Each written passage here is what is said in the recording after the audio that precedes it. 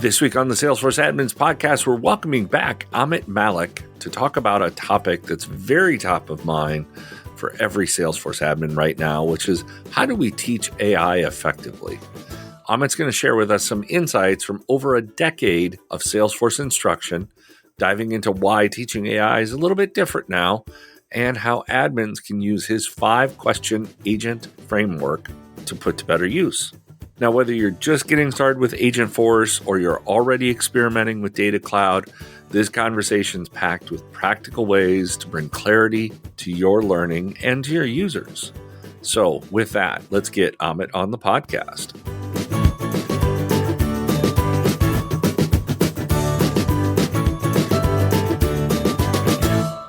All right, Amit. So welcome to the podcast. Thank you. I know a few years back you were on to talk about the architect mindset, so I'll be sure to link to that episode. But now we're talking everything Agentforce and Data Cloud and metadata and Customer 360. But for people that haven't been around listening to the podcast for 3 years, and there's a few of them, could you kind of reacquaint the audience with what you do at Salesforce and kind of your journey to Salesforce? Sure. I joined Salesforce in 2013, and I've been lucky to teach audiences across the globe on Salesforce technologies every year. And I've trained on different topics about Salesforce, like whether it's about teaching administrators or developers or consultants, architects. So I've been fortunate to talk about Salesforce aspects to different audiences. In my current role, I am working on as a cloud content portfolio lead, where I'm specializing in Agentforce and Data Cloud. So my role is to plan what kind of courses should we offer to our customers globally so that we can enable our ecosystem on Agentforce and Data Cloud. Yeah, I mean, there's a lot to learn. I think of, I started using the platform back in 2006, and even trying to keep up is a lot. And so I can imagine learning constantly. There's so much. It's easy. I would say nobody cares what we know in the past. What matters is what we are working today and for next 12 months. Well, there you go. So I've always retrained my mind that what I have done in the past does not matter today. What matters is what I will do in next 12 months. So let's talk about what we're going to do in the next 12 months. I would love to know, this is going to be my first hard question. They're all hard, I think. Not to scare you. I don't think it's hard. But I am curious because you're on a different side of the fence than I'm at. What is different about teaching AI than teaching other technologies? I would say the interesting part here is there is knowledge explosion in the current times. And when a learner is learning, he has multiple channels to learn from. And there is no direction. What is the right way to spend your time? So what we need is knowledge distillation. We need to tell our learners, if you only have 10 hours, what should you learn in your first 10 hours? Or if you're not time bound, what are the first 10 words should you know to do your project better in next 3 months? That's my suggestion, that we should stop the noise and try to develop our attention span in this current time of knowledge explosion. I really like that because there is a sense of needing clarity when there is this much noise out in the world. Do you find when individuals come to your classes that they have a preconceived idea of AI that you might have to work past? Yes, because the interesting part is that, for example, let's take a word AI agent. Mm-hmm. If someone is learning about AI agent from Google perspective or OpenAI perspective, or how Claude thinks about it, how we think about it at Salesforce, we may have different explanations. But at the core, AI agent is an AI system. So once we start getting a clarity of thought that where are we heading, we are trying to suggest how do you build a digital labor who will work along with the human at present. Once you know the goal, I think then it does not matter like what is your understanding. You just need to understand, why are we learning AI agents? Just because Hmm. people are saying about it? Or do you really believe in the spirit of, oh yeah, it makes sense. If I can get my job done autonomously by an AI system, I can be more productive than I am. I think that's where the why has to start first before you start doing what is what. Yeah. Yeah. I often think a lot of times solutions come before people see problems. And so they make up problems for the solution when in fact they didn't need to make up the problem. They already had it. Very well said. Very well said. I would say in a different way that for every problem, Agentforce is not the answer. So we need to find out a use case and say, oh, this is fit for predictive AI. This is Hmm. fit for generative AI. This is fit for autonomous agents. So when you start as an architect, you start questioning to yourself, how should you think to arrive at a solution that, oh, this is a use case of Agentforce now. Yeah, absolutely. So, as somebody that has instructed admins, architects, probably even developers, I mean, you run the gamut, because I know I've signed up for developer courses. If you had to describe Data Cloud to an admin and give its relevancy, what would you say? Very good. So think of data cloud as a ocean of all your data from multiple data sources. Hmm. It's a one repository where we want to bring data from multiple data sources. It could be Snowflake, it could be Databricks, it could be AWS, it could be any data source in your enterprise business. And once we have all this data in data cloud, that can act as a knowledge for your agent. As the analogy, think like this: when you join as an employee to a new organization, you need to learn about the systems. In the same way, we want to give the knowledge about systems to our agent so that they can understand the business and then talk to the customer on our behalf about our business. Yeah, and I even think beyond just the customer. I mean, even the employee. If you only set up an agent to look internally within your CRM data, that's almost like giving them a book. Whereas if you use Data Cloud, it's like giving them a library. Is that Very a good. kind Yep. of a competent analogy? Would you use that? Yes. So, see, data cloud is in simple way exposing all the data sources and how we attach it to the agent technically with the help of Agentforce data library. So we do not want our learners to get worried about data cloud so much, because in the future or in the present world, we are trying to encapsulate the plumbing of data cloud. So if you have worked on agent, we just ask you to upload the PDF file to Agentforce data library, and then we take care of all the plumbing behind the scene. So as an admin, you just need to know how to upload your data, and we take care of everything. And that's the beauty of Salesforce platform, that we try to make things simple because our engineers have done a complex job for you. Yeah. The irony is it's usually the businesses that make things complex with processes or approvals or reviews. That's fine. See, we cannot change the business. I think as a technical person, what I've learned over the years is never challenge the business, rather adapt to business. Mm, that's very good. Because that's a very important learning. If you keep on challenging, because as a technical mindset, we always think, no, business is not right. But hey, business exists, and that's why technology exists. Yeah. So we need to adapt to the business needs. And that's where, as you grow as an architect, your fight is not to learn technology, because you will have lot many people under you who knows much better than you. But your job is to understand what business value business needs to create, and how do you bridge that gap with the technology solution.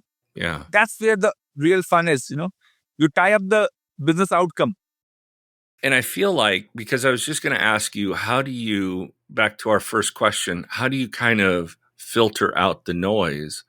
I feel like your previous answer is kind of that, right? Like really focusing on what the business outcome, the business need is, right? Yeah, so I would like to give you a very small framework which I have been using for myself, as I've been learning Agentforce from the front, and I'm lucky to be Ooh. part of all the teams here whom I interact with internally. I love frameworks. So first question I would like to give to my learner is ask yourself, do you need AI agent? If the answer comes yes, that yes, you need AI agent, then move forward in Agentforce thinking. Because it could be that you can handle something without AI agent and you don't need it. Once your first question is answered to yes, then you move to the second question. What agent type do you need? For that, you need to know what agent types are offered by Salesforce. Like we offer, say, customer agent, which is implemented through Agentforce service agent. We offer employee agent, which is for employees. We offer sales agents like SDR agent for initial outreach and booking meetings. We have coach agent, which is for coaching and mentoring. So once you understand our offerings, then you see, okay, given a use case where customer says, I want my agent to answer business questions and handle my refunds or tell about my loyalty balance, we know that I need something for service. I need something for customer. So I need a customer agent. So once you start reasoning that I need an agent and I need a customer agent and I can implement customer agent using service agent, then comes the third question. What topics do you want to assign to this agent? Now, topic is a very interesting vocabulary which we have launched in Salesforce ecosystem, which is how do you define a job to be done? So think of topic as an aggregation of your business process. So if you want your agent to work on, say, loyalty balance check. So that's all the questions about loyalty balance will be handled by loyalty management topic. So that loyalty management topic is like a grouping of all the actions. Once you know the right topics, that do you want to leverage the existing topics like standard topics like say general FAQ or escalation, or do you want to make a custom topic? Your third question is answered. Once you have answered the third question, the fourth question is how will you provide data to your agent? And here where your data cloud come into play. Because agent is dumb. Agent does not know anything about your business. So to provide the value to your agent, you need to connect your agent with the data library. And now with Agentforce data library, we support web search. We support files. We support your knowledge articles. So once you understand how do you want to educate your agent is now having a data about your business. Once these four questions are answered, the fifth question is, do you just want agent to answer the questions or do you also want agent to act upon it? And customer says, no, I want agent to act upon. And then comes the fifth thing, which is what actions do you want agent to perform? Now, this action is where the magic happens. And this is where all the administrators and developers can start working on leveraging their past knowledge. So if you're good in flows, you can have a flow agent action. If you're good in Apex, you can have Apex agent actions. If you're good in API, you can have MuleSoft calls, you can call external services. If you're good in prompt engineering, you can use prompt template. So depending on the use cases, we give you 4 reference action types, which is flow, Apex, API, and prompt template. Once you have answered to these 5 questions, now you know a lot about solutioning. So this framework will help you through how to position a right solution for your customer. I really like that. Thanks for sharing that. And you know, I was thinking through as you were talking through that, because we have, I mean, internally we use Salesforce on the admin team to manage our content. And Josh Burke built what we call Agent Goat, which helps us answer questions and create relevant records. We even did something fun. I don't know if you think this is cool. We think this is cool. We uploaded the release notes to Agent Goat and gave that as a resource. Wonderful. Yeah, because then we can ask it about new features. And recently we launched our Salesforce documentation action. So we can just plug in that action to our agent, and now it can start answering questions based on our Salesforce documentation. Yeah. We just launched. I mean, there's so much to do. Yes, that's a fun thing. Once you understand that agent is nothing but aggregation of topics, and topic is nothing but aggregation of actions, and actions can happen on your data. So agent, topic, action, data. That's a master framework. Right. Once you start thinking on these 4 words, agent, topic, action, and data, everything will start falling into place. So I'm curious, and I genuinely don't know the answer to this, but have you been to any of our events and happened to see any of the agents that customers have built that you find really inspiring? Yes, I was lucky to be part of TDX Bengaluru hackathon. Ah, yes. Tell me more. It was so wonderful to see our customers showcasing the real use cases. That, let's say, uh, job application agent said some student is applying for a job, that how we can have an agent which can read the resume and do the shortlisting and send the further steps for the candidate. Or Uh-huh. it could be other scenarios which customers were showing on in insurance, that how we can process the claims with the claim agent.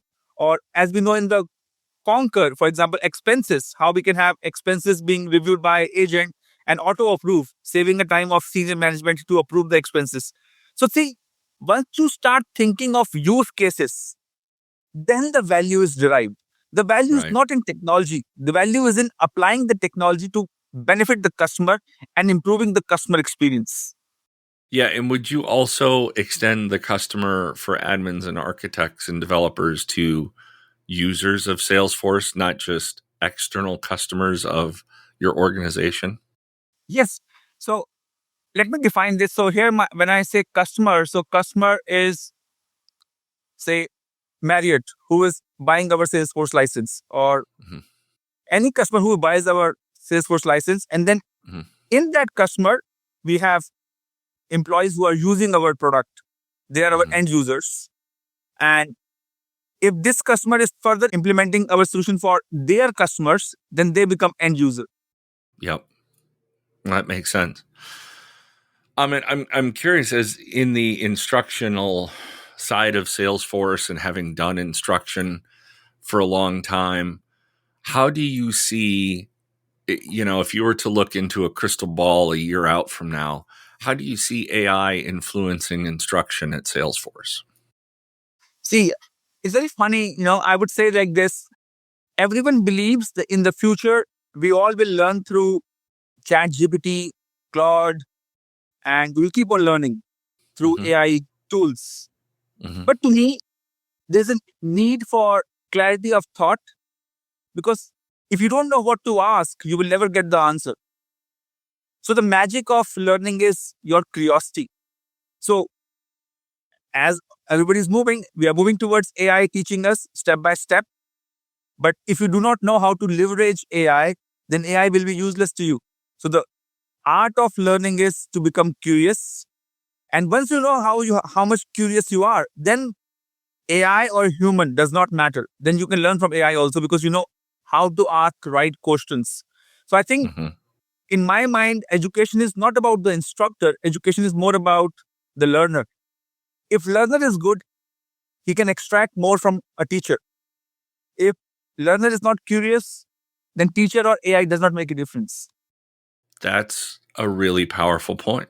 This is my experience of teaching for last 20 plus years, that I've seen some interesting audience, and it changes the whole class when you interact with the different kind of groups. Yeah. Just a good example, the way you are asking me questions, that is Yeah. a prompt to my mind, and I'm giving you live answers. So you are getting best out of me because of you, not because of me. So it's Right. just a very interesting phenomenon to understand, that it's all about how much you extract from my mind. My mind is prepared. Yeah, I never really thought of it that way, of when you go in, because I've taken, as a customer before joining Salesforce, I've taken quite a few of our, I believe, 5-day or 4-day classes, instructor led. One of those was with Wendy Braid, and It's amazing. they were all great, but they all, to your point, all of the classes were different, and they're different. Well, one of them just because the instructor is different, but because the people are different, and the goal of what the people are trying to get out of the instructor changes, and it also changes based on the level of curiosity. I think you said that of the learner, right? So if they're genuinely curious, they're going to get more out of the learner than if they're just kind of sitting there expecting to be brought up to speed, right? Exactly. I would like to add Wow. one more point to this discussion here. Oh, please. So the role of the instructor is not information sharing. Information is available in abundance through internet channels these days. So the goal of the learner is to help learner connect to their business goals. So when a learner is listening to the instructor need to understand what is the goal learner trying to achieve in their business goals. And you only get to know that when you're in the classroom. Before that, you don't know. So how can you plan your speech? And that's where I believe in dynamic speeches, where the real agenda gets opened up when you start engaging with the real audience. Topic remains same. So I just had a question pop to me that I really thought brings this kind of all the way 360. One of the roles that admins, developers, and architects play is your role. They have to be an instructor to end users when they roll out a new feature, whether it's a new application, data cloud, an Agentforce agent, or whatever. Part of their role is to teach their end users what the feature is, how to use it, how to be productive in their role. With your vast experience in teaching and educating individuals, what advice would you give to people that kind of have to temporarily step into that role and be productive? I would say listen more, speak less, think more, and process your thoughts. Articulate your answer well before you speak to the listener. Because sometimes we try to propose what we know and what we want, but that is not the winning edge.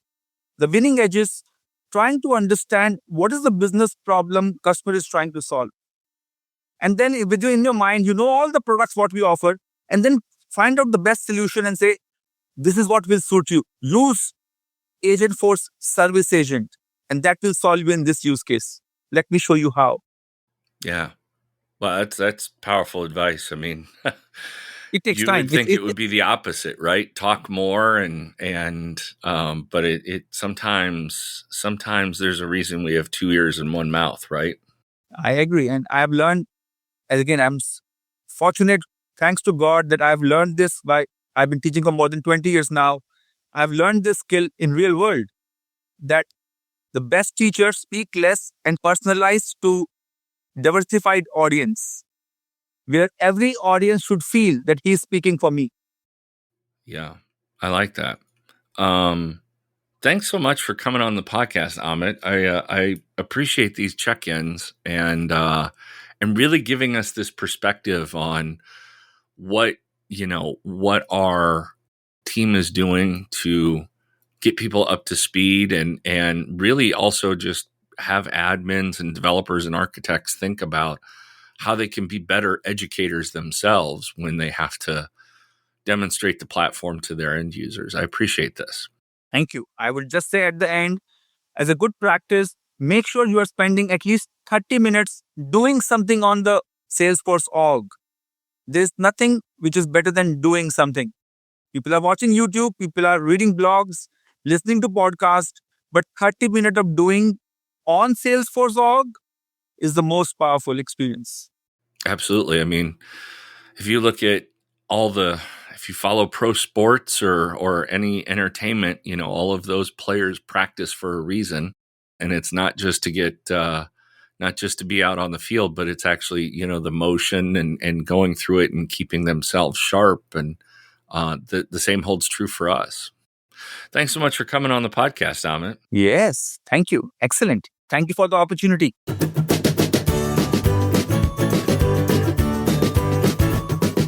Big thanks to Amit for joining us and sharing such a clear and thoughtful perspective on teaching AI in a way that actually works for admins, for users, hopefully for your organization.